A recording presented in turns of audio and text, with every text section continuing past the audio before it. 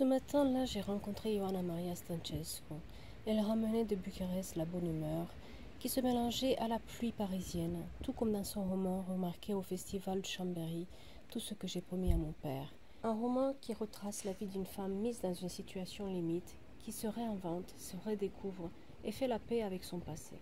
Une histoire d'amour où la féminité et la dignité se combinent pour tracer le parcours d'une femme qui se choisit.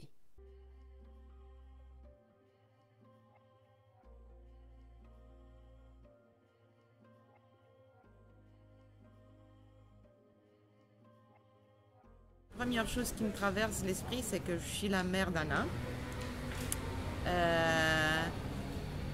Je suis ma meilleure copine. Je suis la fille de ma mère. Je suis la maman de Totoro et d'Anna, comme ça va me rester encore un truc pour moi. Et je pense que dans ma tête, je suis bloquée quelque part à l'âge de 20 ans. Voilà, dans ma tête, j'ai 20 ans. Ce livre que tu as écrit, Tout ce que j'ai promis à mon père, si c'était un livre de recettes, ce serait quoi comme recette? Je pense que ça serait un gâteau. Un gâteau avec... mais je sais pas pourquoi. Enfin, un gâteau. Je dis ça comme ça, mais... Une tarte citron. Ta relation avec ce livre, tu dirais que c'est un amour passionnel, un je t'aime moi non plus, Ben, ça dépend du jour.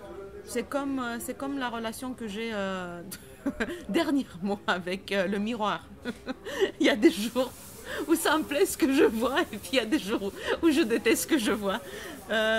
Donc voilà, avec mon livre c'est pareil. J'ai travaillé presque 3 ans dans le sens où je l'ai écrit d'un trait et puis je l'ai réécrit d'un trait et puis je l'ai réécrit d'un trait. Aujourd'hui je suis contente.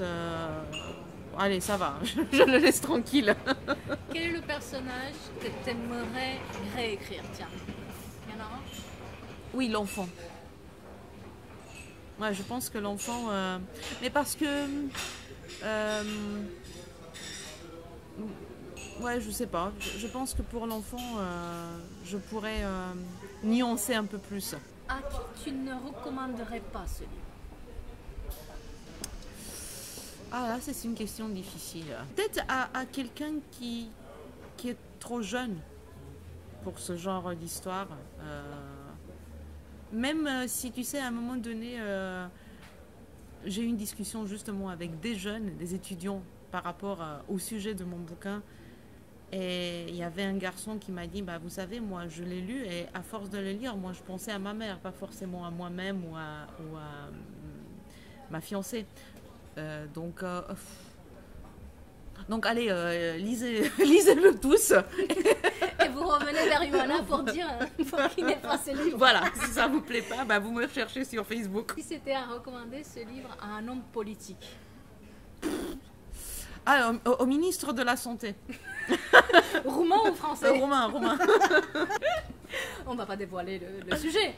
Mais le nom du ministre non plus, donc ça reste... ouais. Pour quelqu'un qui démarre l'écriture, parce que toi c'est ton premier roman, tu lui dirais quoi à cette personne qui démarre, qui voudrait écrire mais qui n'a pas le courage?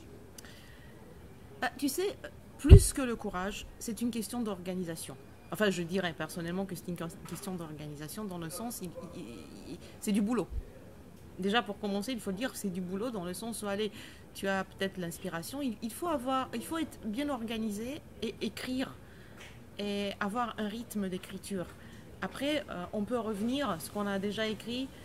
Tu sais, moi, par exemple, j'écrivais aujourd'hui, puis je relisais ce que j'avais écrit le lendemain. Normalement, j'effaçais tout, je reprenais, mais c'est important d'avoir quoi lire le matin. Au moment où on prend notre café, c'est important d'avoir des pages à lire, parce que si c'est toujours blanc, ça c'est affreux. Mais dès que ça commence on va dire, à avancer petit à petit, là ça commence à devenir de plus en plus simple. Et si c'était à faire un souhait pour ce livre? Un souhait, bon, déjà, j'aimerais bien qu'il arrive, enfin, qu'il touche le plus de monde possible, et j'aimerais bien le voir traduit en d'autres langues aussi. Pour le moment, il n'est pas traduit, mais écoute, comme on dit en romain, l'espoir meurt en dernière position, donc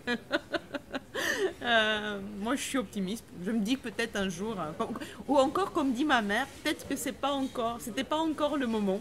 Donc il faut attendre le bon moment, je sais pas. Mais bon, il a été quand même à Chambéry, hein, sélectionné.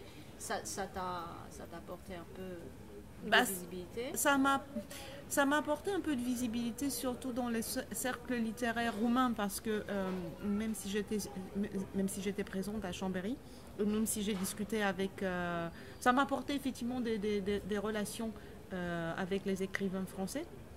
Mais le public, il n'a pas eu accès à mon roman. Donc, quelque part, moi, je regardais les autres écrivains en train de dédicacer leurs livres. Et tu sais, j'étais comme la petite fille qui regarde, tu sais, les robes de princesse en se disant peut-être qu'un jour... bon, voilà, c'était un peu ça. Mais ce qui m'a apporté, ça m'a apporté surtout beaucoup de... Enfin, un peu plus de confiance en moi-même. En disant que, voilà... quelque part, avant Chambéry, j'avais écrit un bouquin et puis c'était tout. Et puis après Chambéry, j'avais écrit un bouquin dont je commençais petit à petit à être fière. Si c'est pas celui-là, peut-être ça va être un autre. Justement, il y en a un autre en préparation ou pas? Écoute, il y a quelque chose en préparation. Je préfère ne pas parler trop de mes projets parce que je suis superstitieuse déjà pour commencer. Et en plus, oui, j'ai un peu plus de confiance en moi-même après Chambéry, mais pas suffisamment de confiance pour être sûre que ce que je suis en train d'écrire sera un prochain roman. Peut-être que je sais pas. On va voir.